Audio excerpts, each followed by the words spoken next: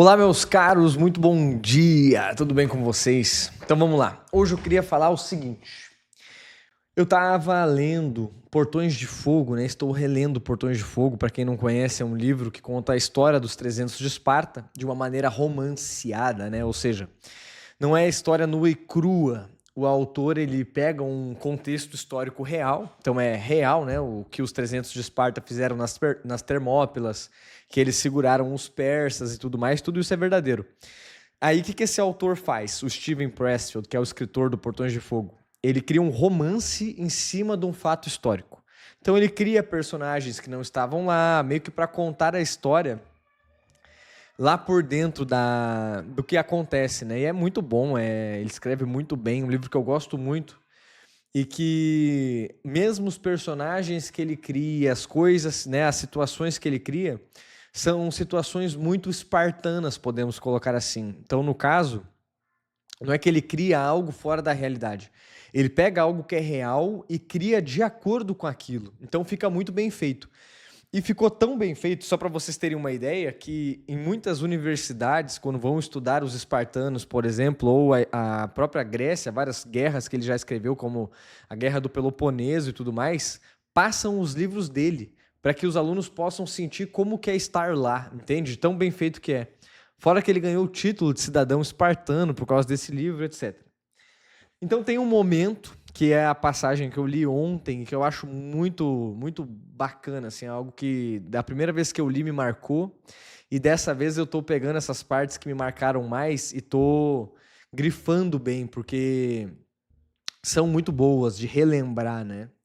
E o que acontece aqui? Tem um momento que o general Dieneques, que é tido como um dos maiores guerreiros ali, e não só guerreiro que eu digo no sentido de batalhar bem, mas ele é quase que um guerreiro filósofo, né? E aí até brincam que em outro momento, lá em outra passagem mais pra frente, ainda não cheguei nessa parte, nessa segunda leitura, que falam que ele poderia ter sido um ateniense, né? Porque ele gosta de filosofar. E é claro, não uma filosofia vã, mas uma filosofia prática, alguém que gosta de pensar em como um homem deve se comportar e como que o medo se comporta no homem, como ele deve reagir a isso e etc. E tem um momento que ele está contando uma história, né, pro protagonista do livro, que é o Sheo, e está contando uma história para ele, e aí ele vai contar algo da sua vida pessoal. E aí ele percebe, né, o ouvinte percebe que ele faz uma pausa. Então o Gen X ele pausa, ele pensa, ele reflete se ele vai contar aquilo ou não. Por quê? Porque se ele perceber que ele vai contar aquilo sem sentido, ou seja, aquilo que ele falaria não serve para nada, ele não contaria. Ele para pensar se aquilo pode ser uma vaidade, se ele vai contar aquela história para poder se mostrar forte ou algo do tipo. Ele também não contaria. No momento que ele percebe que ele realmente quer contar aquela história por um sentido pedagógico, quer dizer, existe algo ali que pode beneficiar o seu ouvinte, que é o seu escudeiro, né? Então, ele faz isso em 5, 10 segundos, sei lá. Ele faz uma avaliação. Isso que eu vou contar serve para algo? Sim. E aí ele dá início à história. E aí ele começa a contar aquilo que ele gostaria de contar. E isso aqui é muito interessante. Eu vou falar algo. Isso serve para algo? Isso vai ajudar, vai beneficiar alguém? Ou eu estou apenas ferindo o silêncio? Ou seja, não serve para nada. Entre eu falar isso e me envaidecer, entre falar isso e amaciar o meu ego, ou qualquer coisa do tipo, não seria melhor ficar quieto? E hoje de manhã eu estava lendo um livro Arte de Viver, do Hildebrand, exatamente o que ele fala sobre vida moral, né? E ele fala que a vida moral, só o homem pode ter vida moral. Os animais não podem, as coisas não podem, então uma xícara, nada dessas coisas pode ter uma vida moral. Eles simplesmente são o que são ferramentas. Só o homem pode escolher ser bom ou não. Agir dessa maneira como o Gen X fez é um ato 100% humano.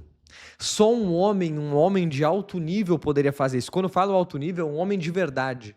Não esse homem massa. Não esse homem que é o que nós conhecemos hoje, né? Quase todos os homens são assim.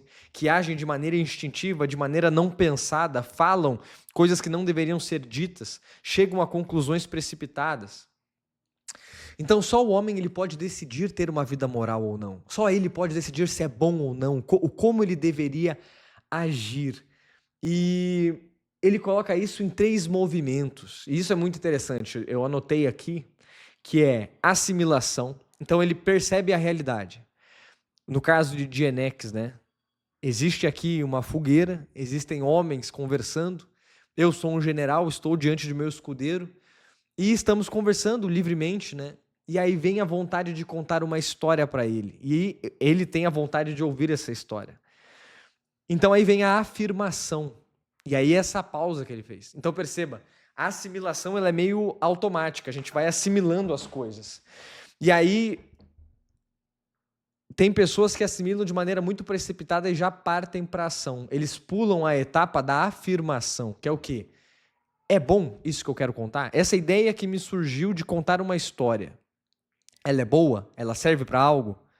Ou estou apenas amaciando meu ego? Então isso vem a consciência, né? Isso aqui é a vigilância, isso aqui é um aspecto muito humano, aqui entra a moral. Entende? Antes disso não entra, porque é automático. Eu penso em fazer uma besteira, até ali não é um ato imoral. O ato imoral é quando eu consinto com aquilo, mesmo que eu não cometa aquele ato. Mas eu penso, surge uma besteira na minha cabeça, eu já me deleito naquilo, naquele pensamento ruim, ali já é uma imoralidade. Quando eu faço aquilo que eu estou pensando, piorou. Piorou muito, que aí virou concreto, aí as consequências vão ser surgidas, vamos colocar assim, né? E aí vem a resposta em si, a ação dirigida, a ação que realmente ela é efetuada, e aí é ele contando a história. E qual que é o grande negócio aqui? Existe um homem reativo, e eu estava lendo hoje mesmo uma notícia que a mãe de um cara lá morreu, não sei se vocês viram isso foi ontem, antes de ontem, o que aconteceu? O cara, eu não li tudo, porque eu não tenho tempo para perder com essas merdas, mas apareceu lá para mim que parece que alguma polícia parou o cara e parece que o cara não tinha o registro da moto, não sei o que, ele foi atear fogo na moto dele. E aí ele joga lá gasolina na moto, sei lá, e a mãe dele vai tentar parar ele. E aí ele atira fogo, pega fogo nele, pega fogo na mãe, pega fogo na moto. A moto foi perdida, ele se recuperou e a mãe veio a óbito, hoje de manhã, ou ontem de noite, sei lá, mas 1 ou 2 dias depois do incidente. O que é esse homem, cara? É o homem reativo, o homem que não para avaliar as coisas. Como assim colocar fogo na moto? Consegue entender? É uma decisão que não tem pausa, não tem um momento de reflexão. Cara, será que isso é coisa certa a ser feita? Então, sei lá se ele ficou com medo, sei lá o que ele tinha para esconder, mas veja as consequências de um ato, de um homem irresponsável, de um homem imaturo, né? Um homem impulsivo.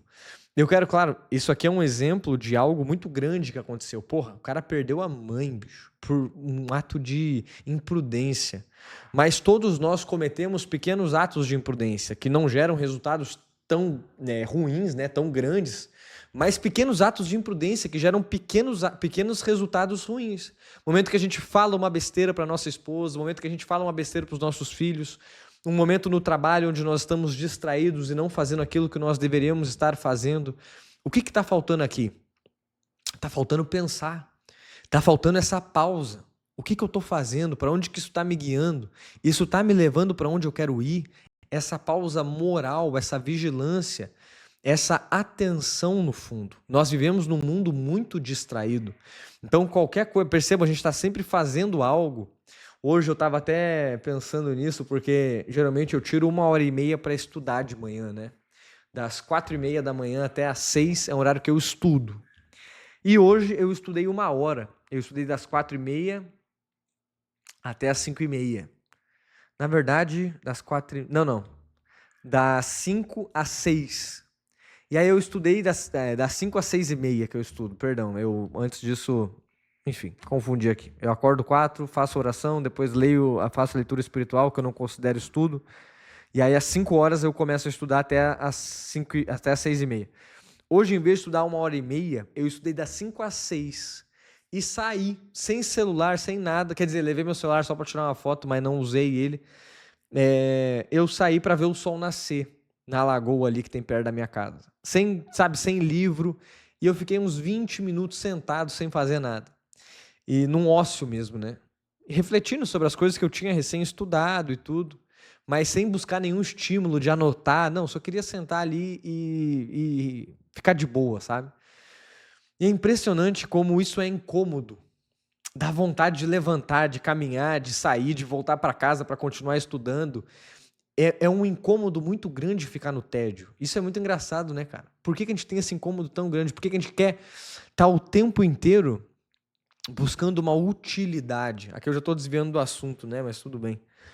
Mas tem a ver ao mesmo tempo. Porque o homem que é esse homem que age de maneira impulsiva, geralmente ele está o tempo todo sendo estimulado. Ele não tem o hábito de parar para pensar, o hábito de ter tédio, o hábito de confrontar a própria consciência dele, das coisas que ele vem fazendo, por onde que ele está caminhando, as cagadas que ele faz, as piores paixões desordenadas dele. Então, esse momento de silêncio ele é muito valioso, porque nos treina para que um momento que algo acontece que nos tira do eixo, a gente possa avaliar e voltar para o eixo o mais rápido possível, não atear fogo na moto, matar os membros da nossa família, né? Não falar uma besteira para nossa esposa, etc. Então é necessário tomar muito cuidado com isso, encarnar um pouco do que esse general, né, o Gen X faz antes de falar, pensar se aquilo é bom, ter uma reflexão em cada ação que a gente vai fazer, é necessário isso. Eu estava lendo também os Analetos de Confúcio, né? E ele fala algo muito parecido. Ele fala que o homem ele deveria fazer 3 exames de consciência por dia para relembrar se ele está indo para a direção certa, onde que está minha consciência, se eu estou indo para o caminho que eu gostaria de ir, né? Então, percebam, várias linhas de sabedoria falando a mesma coisa, que tem a ver com essa vigilância, né? O que eu estou fazendo faz sentido com aquilo que eu gostaria, para onde eu gostaria de caminhar? E aí fazer ajustes. Então isso é muito bom e isso demanda uma atenção muito grande. E não só, claro, no caso desse rapaz que ateou fogo na moto foi uma tragédia, né? Mas a própria vaidade, né? Isso que eu vou falar agora é pro bem do próximo? Ou eu tô pensando em me vangloriar? Eu quero que as pessoas me achem o fodão. Porra, se é para isso, não fala. Porque se isso vai alimentar, só serve para alimentar seu ego, você se achar melhor que os outros, é perda de tempo. É melhor ficar quieto. Então, tudo isso é muito importante, tudo isso faz parte, e é claro, percebam que é realmente uma construção. E a vida moral é isso. Lembro para vocês que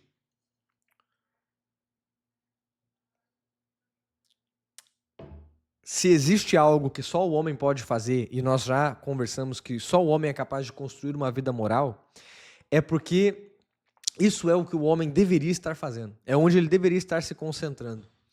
E é onde a maioria dos homens hoje não se concentra. E não é à toa que nós temos hoje uma sociedade doente, triste, muitas vezes depressiva, muitas vezes ansiosa. Por quê? Porque não está alimentando aquilo que é digno, que é próprio do homem. Então isso que eu estou falando para vocês, para ter essa pequena atenção, é exatamente onde vocês vão encontrar um eixo sólido e firme, no qual vocês vão encontrar uma certa felicidade verdadeira, no qual vocês vão encontrar um amadurecimento, no qual vocês vão encontrar um caminho onde as pessoas vão poder contar com vocês, e isso é muito importante. Tá bom, meus caros? Dito tudo isso, gostaria de convidá-los a fazer parte do Sanctus Club, nossa formação para homens, que está com os carrinhos abertos agora com desconto para os primeiros 33 membros.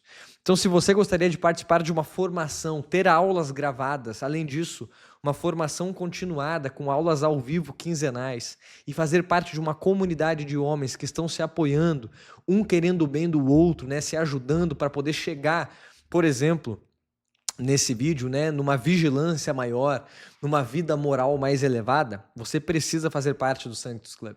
Então comenta aqui embaixo, eu quero ser Sanctus, e eu te aguardo lá para continuar essa jornada aí cada vez mais próximos, tá bom, meu cara? Estamos juntos, até amanhã, fiquem com Deus.